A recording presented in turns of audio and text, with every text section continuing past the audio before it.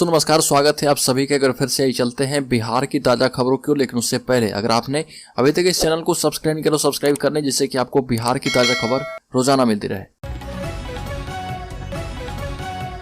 बल्कि आज से बिहार बोर्ड इंटर कॉपी का मूल्यांकन हुआ शुरू। प्रदेश में बनाए गए 123 केंद्र पूरी तरह से पेपरलेस है। मूल्यांकन की प्रक्रिया बिहार विद्यालय परीक्षा समिति के द्वारा इंटरमीडिएट वार्षिक परीक्षा की कॉपियों के मूल्यांकन का काम सभी जिलों में शुरू होगा और यह मूल्यांकन 5 मार्च तक चलेगा। हर मूल्यांकन केंद्र पर सीसीटीवी कैमरे लगाए गए हैं। मूल्यांकन के लिए परीक्षकों की नियुक्ति हो गई है। इंटर का रिजल्ट 20 मार्च तक जारी कर दिया जाएगा और इंटरमीडिएट परीक्षा के उत्तर पुस्तिकाओं का मूल्यांकन प्रदेश के कुल 123 केंद्रों पर किया जाएगा। बल्कि राज्य में तापमान में अचानक वृद्धि के बाद ICAR पटना ने पूर्वी राज्यों के किसानों के लिए एडवाइजरी जारी कर दी है। ICAR निदेशक अनूप दास ने कहा कि अब आगे तापमान में प्रत्येक 1 डिग्री की वृद्धि से गेहूं का उत्पादन 6 से 10% तक कम हो सकता है। इससे बचाव के लिए किसान हवा शांत रहने पर दोपहर बाद सिंचाई करें और ये बताया गया कि उचित रसायन का छिड़काव पौधे को रोग से बचाएगा। बिहार का तापमान अभी सामान्य से 4 से 5 डिग्री ऊपर रह रहा और ये लगातार तीसरा वर्ष है जब तापमान फरवरी माह में ही ज्यादा रह रहा। गेहूं की उत्पादकता पर इसका असर पड़ेगा। बल्कि राज्य में ऑनलाइन हुआ बिहार का राजस्व रिकॉर्ड। 10 रुपये में देख पाएंगे जमीन के दस्तावेज। प्रदेश में अब महज 10 रुपये में ऑनलाइन जमीन के राजस्व अभिलेख प्राप्त कर पाएंगे। राजस्व एवं भूमि सुधार मंत्री आलोक कुमार मेहता ने सुविधा लॉन्च कर दी है। दस्तावेजों को वेबसाइट से डाउनलोड भी किया जा सकता है। अब राज्य में महज 10 रुपये में ऑनलाइन जमीन के राजस्व अभिलेख प्राप्त हो पाएंगे। राजस्व एवं भूमि सुधार मंत्री आलोक कुमार मेहता ने एक समारोह में विधिवत इसकी शुरुआत कर दी है। अब कोई भी किसान या रैयत राजस्व अभिलेखों की डिजिटल हस्ताक्षरित प्रति A4 साइज में मात्र 10 रुपये ऑनलाइन भुगतान करके वेबसाइट से डाउनलोड कर सकते हैं। बल्कि राज्य में सियासी दोस्तों की तलाश में है भाजपा। कुनबा बढ़ाकर करेगी आधार का विस्तार। आपको बता दें कि बीजेपी का ऑपरेशन लोटस के तहत भाजपा अपने नए दोस्तों के जरिए महागठबंधन से अधिक आधार का विस्तार करना चाहती है। उसकी चिंता में यह शामिल है सामाजिक समूहों को साधे बिना लोकसभा में बेहतर परफॉर्मेंस करना मुश्किल होगा। हाल ही में राज्य में संवैधानिक पद पर नियुक्ति एक व्यक्ति की जाति के बारे में जिस प्रकार प्रचारित किया गया, उससे यही लगता है कि वह दलित और अति पिछड़ी जातियों के बीच अपनी भूमिका बढ़ाना चाहती है। चुनावी समर में कल तक बिहार की राजनीति में अलग थलग पड़ जाने वाली भाजपा एक बार फिर से बड़े सियासी समूह की तलाश में है। अगले होने वाले लोकसभा चुनाव के पहले भाजपा सामाजिक समीकरण को साधना चाहती है। बल्कि प्रशांत किशोर ने बीजेपी और RJD को बिहार की राजनीति के 2 बड़े खिलाड़ी के तौर पर बताया और कहा कि नीतीश का JDU हमेशा से बैसाखी का मोहताज है। बिहार की राजनीति में केवल 2 बड़े खिलाड़ी हैं, एक भारतीय जनता पार्टी और दूसरी राष्ट्रीय जनता दल। प्रदेश के मुख्यमंत्री नीतीश कुमार की पार्टी जनता दल यूनाइटेड को खुद को जीवित रखने के लिए बैसाखी की जरूरत पड़ती है। यह बात चुनावी रणनीतिकार से नेता बने प्रशांत किशोर ने सिवान में मीडिया से बात करते हुए कही। इस दौरान बिहार के मुख्यमंत्री नीतीश कुमार और उनकी पार्टी जनता दल यूनाइटेड पर जमकर निशाना साधा। पीके ने कहा कि बिहार की राजनीति में केवल 2 बड़े खिलाड़ी हैं, भारतीय जनता पार्टी और राष्ट्रीय जनता दल, और इसके साथ ही ये भी कहा कि मुख्यमंत्री की पार्टी जदयू को हमेशा से जीवित रहने के लिए बैसाखी का आवश्यकता होता है। बल्कि मार्च 2023 में होगी 23वीं की ताजपोशी। नीतीश सौंपेंगे CM की कुर्सी। बिहार में महागठबंधन में जारी घमासान के बीच RJD विधायक ने तेजस्वी यादव की ताजपोशी को लेकर बड़ा दावा किया। दिनारा से विधायक विजय मंडल ने कहा कि 2025 नहीं बल्कि अगले महीने यानी मार्च 2023 में तेजस्वी यादव मुख्यमंत्री बन जाएंगे। खुद मुख्यमंत्री नीतीश कुमार उन्हें प्रभार सौंपेंगे। इससे पहले JDU के राष्ट्रीय अध्यक्ष ललन सिंह ने कहा था कि 2025 तक नीतीश कुमार ही बिहार के मुख्यमंत्री रहने वाले हैं। रोहतास जिले के दिनारा सीट से विधायक विजय मंडल ने मीडिया से बातचीत में बड़ा दावा किया और इससे बिहार के राजनीतिक गलियारे में हलचल मच गई है। मंडल ने कहा कि नीतीश कुमार पर हमें अभी भरोसा है और वो कह चुके हैं कि 2025 का चुनाव तेजस्वी यादव के नेतृत्व में लड़ा जाएगा, मगर 2025 तो अभी दूर है।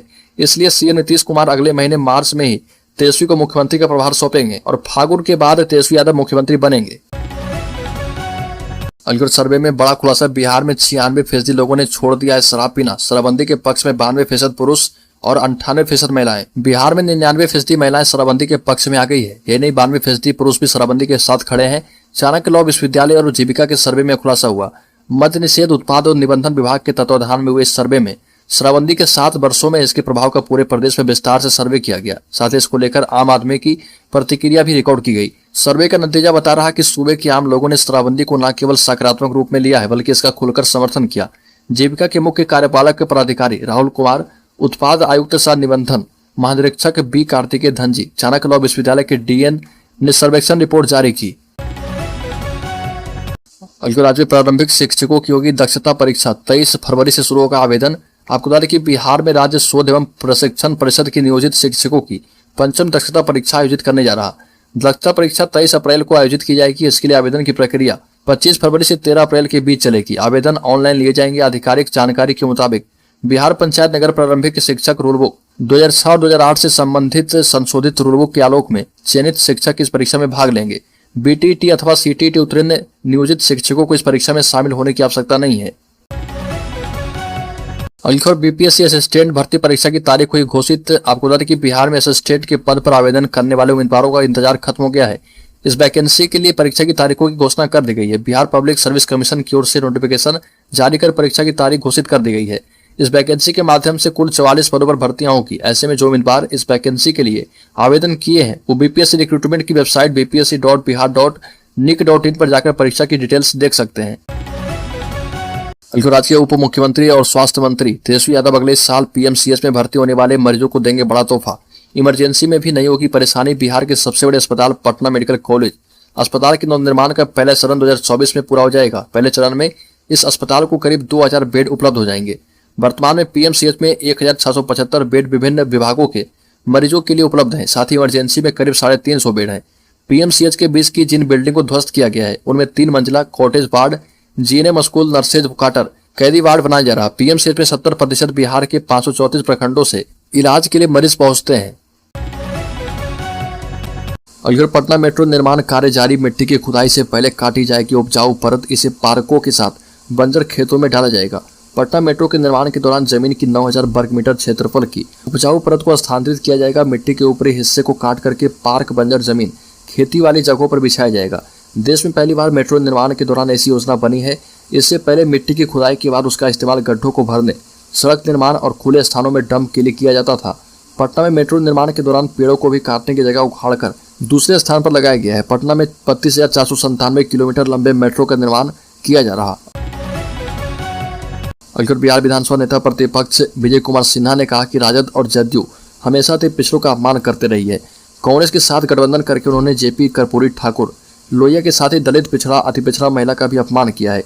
कांग्रेस का चरित्र सदैव पिछड़ा, अति पिछड़ा विरोधी रहा। कांग्रेस ने 1953 में पिछड़े वर्गों के लिए गठित काका कालेलकर कमेटी की 1955 की रिपोर्ट को 45 वर्षों तक दबाए रखा। जनता पार्टी की सरकार ने 1978 में मंडल कमीशन का गठन किया, जिसमें भाजपा के अटल अडवाणी भी शामिल रहे। 1980 में पिछड़े वर्गों को सरकारी नौकरियों में 27% आरक्षण देने के लिए मंडल कमीशन की रिपोर्ट को कांग्रेस ने 10 वर्षों तक दबा कर रखा। आर पार के मूड में है उपेंद्र कुशवाहा। राज्य भर के कार्यकर्ताओं की बुलाई बैठक। जेडीयू नेता उपेंद्र कुशवाहा ने आर पार की लड़ाई शुरू कर दी है। लगातार पार्टी के खिलाफ बोलने के बाद उन्होंने आरजेडी जेडीयू के गठबंधन डिप्टी सीएम तेजस्वी यादव को मुख्यमंत्री बनाने के ऐलान के खिलाफ राज्य भर के जेडीयू कार्यकर्ताओं को पटना बुलाया है। 2 दिनों तक उपेंद्र कुशवाहा जेडीयू कार्यकर्ताओं के साथ बैठक करेंगे, आगे की रणनीति तैयार करेंगे। वहीं दूसरी तरफ उन्हें पार्टी की तरफ से कार्रवाई की चेतावनी दी गई है। पटना के सिन्हा लाइब्रेरी में राज्य भर से जेडीयू कार्यकर्ता आ रहे और पिछले 5 फरवरी को ही उपेंद्र कुशवाहा ने जेडीयू के नेताओं कार्यकर्ताओं को पत्र लिखा था, जिसमें उन्होंने कहा था कि पार्टी अब कमजोर होती जा रही है और मैंने सीएम नीतीश कुमार के सामने बैठक में भी ये बात कही थी और पार्टी अपने अस्तित्व खो सकती है। राज्य के शिक्षक संघ ने बुलाई आपातकालीन बैठक। अनट्रेंड टीचर्स की ट्रेनिंग के लिए डेट बढ़ाने की मांग कर दी है। सभी जिला कार्यकारिणी के सदस्य अपने इलाके के सांसद के माध्यम से पत्र लिखकर केंद्र सरकार से ये मांग करेंगे कि आरटी की धारा 23(2) के तहत अप्रशिक्षित शिक्षकों के प्रशिक्षण के लिए घोषित अंतिम तिथि यानी 31 मार्च 2019 को विस्तारित करके 31 मार्च 2023 कर दिया जाए। और एनआईओएस के निदेशक से यह मांग की जाएगी कि एनआईओएस शिक्षकों के प्रमाण पत्र में पास करने की तिथि को संशोधित करके 22 मई 2019 के स्थान पर 31 मार्च 2023 कर दिया जाए।